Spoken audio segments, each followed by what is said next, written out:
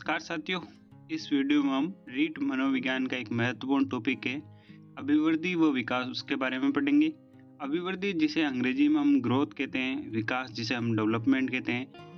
अभिवृद्धि होती है उसमें शरीर व उसके अवयवों में होने वाले मात्रात्मक परिवर्तन वे परिवर्तन होते हैं जिनको हम माप सकते हैं, जैसे वजन, लंबाई, हड्डियाँ और शरीर का आकार बढ़ना। ये सभी वृद्धि के आयाम के अंतर्गत हो जाएंगे।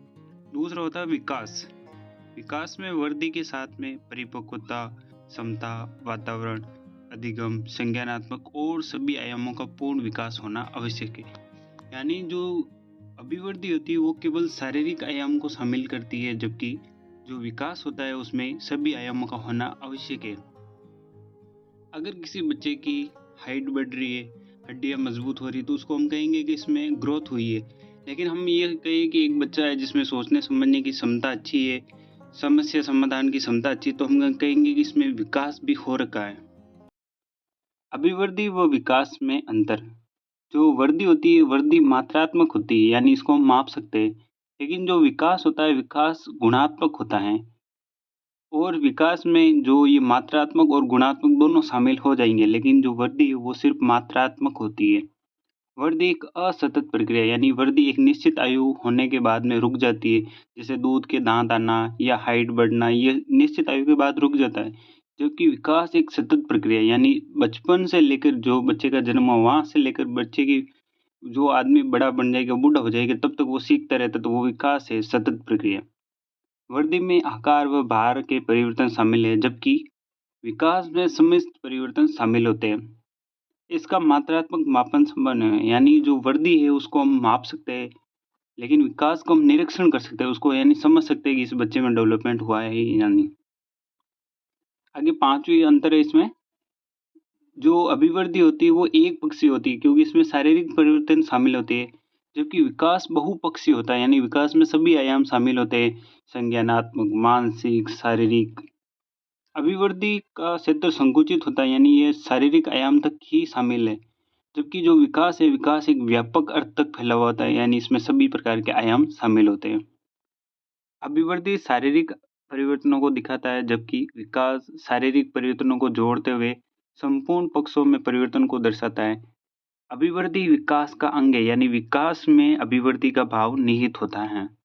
विकास संपूर्ण परिवर्तनों को दर्शाता है, ये वृद्धि से अधिक व्यापक होता है। तीसरा है, अभिवृद्धि व्यक्ति के एक निश्चित समय तक ही होती है, जबकि विकास जीवन पर्यंत चलता है।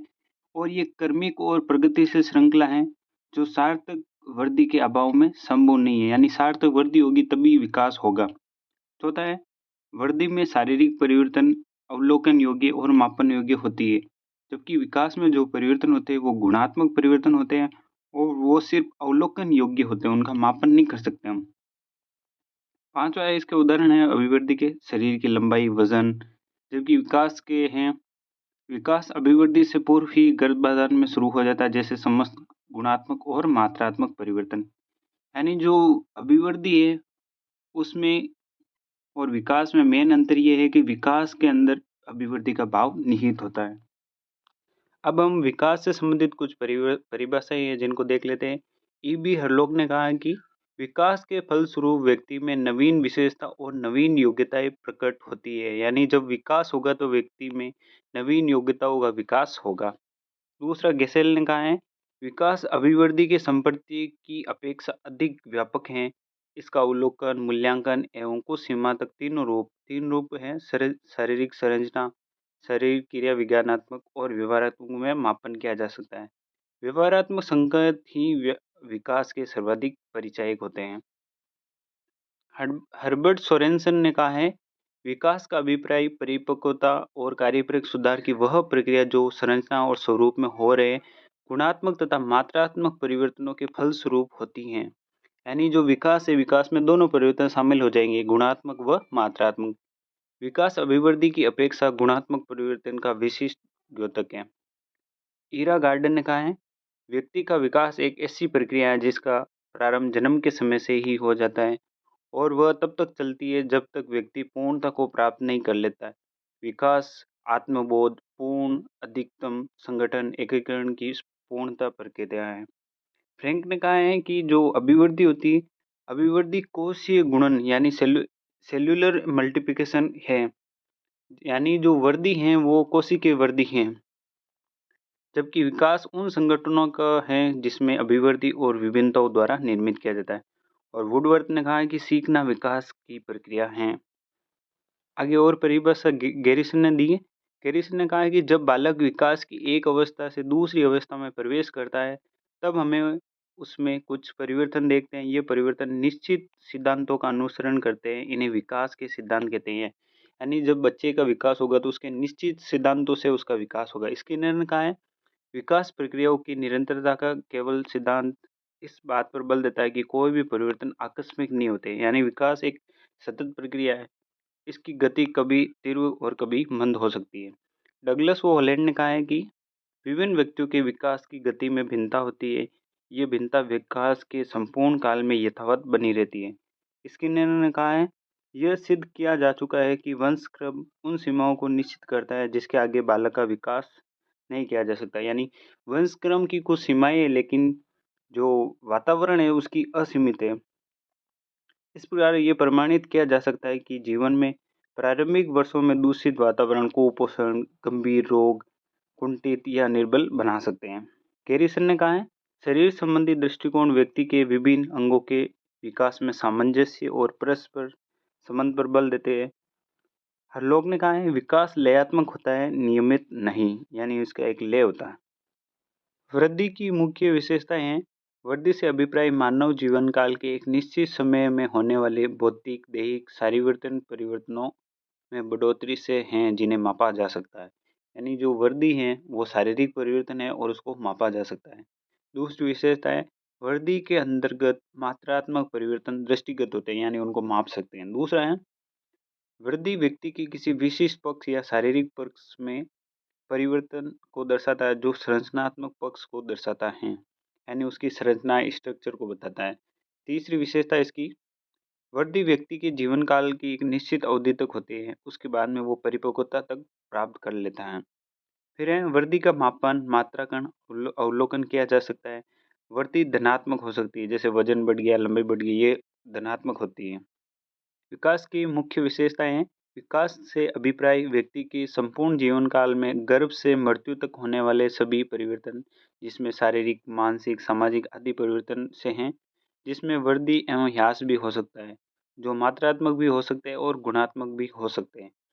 विकास व्यक्ति के आकार, रूप, ढांचे आदि में परिवर्तन है जो कार्यात्मक कुशलता के सुधार के परिमाण स्वरूप घटित होता है। फिर आगे तीसरी विशेषता है विकास परिवर्तनों की उत्तरोत्तर श्रृंखला है जो गर्भाधान से मृत्यु तक चलती रहती है, यानी विकास प्रोग्रेसिव होता है, आगे बढ़ते रहता है। तो ये वोम से टूम की ओर होता है, यानी गर्भ से लेकर जो कब्र होती है वहां तक चलता रहता है। विकास पूर्वगत नहीं होता है, यानी विकास हम किसी अंदाजा लगा सकते हैं, तो ये भविष्यवाणी कर सकते हैं विकास है। विकास पूर्वगत नहीं है, क्रमबद्ध होता है, संगत होता है, उत्तरोत्तर परिवर्तनों का प्रारूप है जिसमें अभिप्रेरणा, अधिगम, अनुभव और परिपक्वता सहायक होते हैं। पहला प्रश्न आया था रीट L2 2017 में आया था कि मात्रात्मक व्यक्तिगत क्षमता रूपी प्रक्रिया किसे कहते हैं। तो हमने पढ़ा था कि जो मात्रात्मक अभिव्यक्ति होती है वो वृद्धि कहलाती है, जबकि अगर उसमें मात्रात्मक और गुणात्मक दोनों आ जाए तो उसे हम कहते हैं विकास। तीसरा प्रश्न है बालक की शारीरिक वृद्धि एवं विकास को प्रभावित करते हैं। तो पहले लिखा हुआ है इसमें शारीरिक पूछा है, शारीरिक वृद्धि और विकास को। तो शारीरिक वृद्धि और विकास दोनों को, अगर यहाँ पे वृद्धि शब्द आ गया तो वृद्धि को वंशानुक्रम प्रभावित करते हैं, और विकास शब्द आ गया तो इसमें वातावरण और वंशानुक्रम दोनों आ जाएंगे। तो अपना डी ऑप्शन राइट हो जाएगा। इसमें वृद्धि और विकास दोनों को वंशक्रम और वातावरण प्रभावित करते हैं।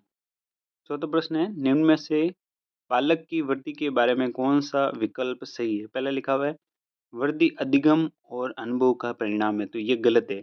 विकास अधिगम और अनुभव का परिणाम है।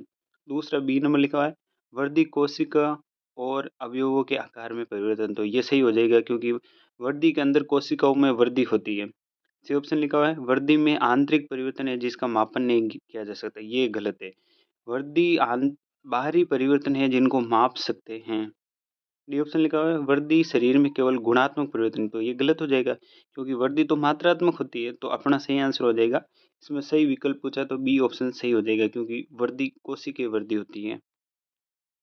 पांचवा सवाल है वृद्धि के संबंध में कौन सा कथन सत्य नहीं है। पहले लिखा हुआ है वृद्धि मात्रात्मक होती है, तो ये सही है कि वृद्धि मात्रात्मक होती है। दूसरा लिखा हुआ है बी ऑप्शन है वृद्धि के कारण कार्य क्षमता में परिवर्तन होता है, तो ये गलत है। विकास के कारण कार्य क्षमता में प्रभाव होता है। सी ऑप्शन लिखा हुआ है वृद्धि परिपक्वता के बाद रुक जाती है, तो ये सही है कि वृद्धि की एक निश्चित आयु होती है, यानी एक उम्र प्राप्त करने के बाद ये रुक जाती है। डी लिखा हुआ है सामान्यतः वृद्धि विकास में योगदान देती है पर हमेशा नहीं, तो ये ऑप्शन भी सही हो जाएगा। तो इसमें पूछा है कि सही नहीं है, तो ये बी ऑप्शन सही नहीं है क्योंकि जो कार्य क्षमता है वो विकास से प्रभावित होती है। छठा प्रश्न आया हुआ है सेकंड ग्रेड में व्यवहार में परिवर्तन वृद्धि है, तो जो हमने देखा कि जो वृद्धि के बारे में पूछा तो वृद्धि कौन सी होती है, तो मात्रात्मक परिवर्तन, तो ए ऑप्शन अपना राइट हो जाएगा। आगे प्रश्न आया था विकास का अर्थ है। पहला ऑप्शन लिखा हुआ है परिवर्तनों की उत्तरोत्तर श्रृंखला, बी ऑप्शन है अभिप्रेरणा के फलस्वरूप होने वाले परिवर्तनों की उत्तरोत्तर श्रृंखला, सी ऑप्शन लिखा हुआ है अभिप्रेरणा और अनुभव के फलस्वरूप होने वाले परिवर्तनों की उत्तरोत्तर श्रृंखला, तो इनमें से सही ऑप्शन सी ऑप्शन हो जाएगा।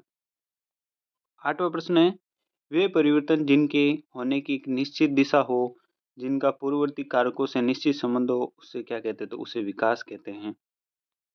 अब विकास की विशेषताएं विकास एक प्रक्रिया है जिसके माध्यम से व्यक्ति अपने संपूर्ण जीवन चक्र में परिवर्तन होता है। अल्पकालिक बीमारी के कारण आए परिवर्तन विकास नहीं कहलाते। विकास के फलस्वरूप सभी प्रकार के परिवर्तन एक जैसे नहीं होते हैं। आगे प्रश्न है विकास अपेक्षाकृत अभिवृद्धि तक ही सीमित नहीं होता अपितु ऐसे प्रगतिशील परिवर्तनों में निहित होता है जो परिपक्वता के लक्ष्य की ओर उन्मुख होते हैं, तो ये कहा था हरलोग ने, ईबी हरलोग। 10वां प्रश्न है सीखना विकास की प्रक्रिया है, ये वुडवर्थ ने कहा, तो ए ऑप्शन सही हो जाएगा। आगे प्रश्न है 11 विकास प्रक्रियाओं की निरंतरता का सिद्धांत केवल इस तथ्य पर बल देता है कि व्यक्ति में कोई भी परिवर्तन आकस्मिक नहीं होते, ये कथन स्किनर ने कहा था, डी ऑप्शन सही हो जाएगा। प्रश्न है निम्न कथनों में से सत्य कथन की पहचान कीजिए। पहला ऑप्शन लिखा हुआ है विकास निर्वात में घटित नहीं होता है, तो ये सही है कि विकास के लिए कोई ना कोई वातावरण होना चाहिए, खाली में हो ही नहीं सकता। बी ऑप्शन लिखा हुआ है विकास एक विशिष्ट सामाजिक सांस्कृतिक संदर्भ में निहित होता है, तो ये बी ऑप्शन भी राइट हो जाएगा। तीसरा लिखा हुआ है विकासात्मक अवस्थाई अस्थायी होती हैं, तो ये तीनों ऑप्शन डी ऑप्शन अपना राइट हो जाएगा क्योंकि जो विकासात्मक अवस्थाएं होती है वो अस्थायी होती हैं।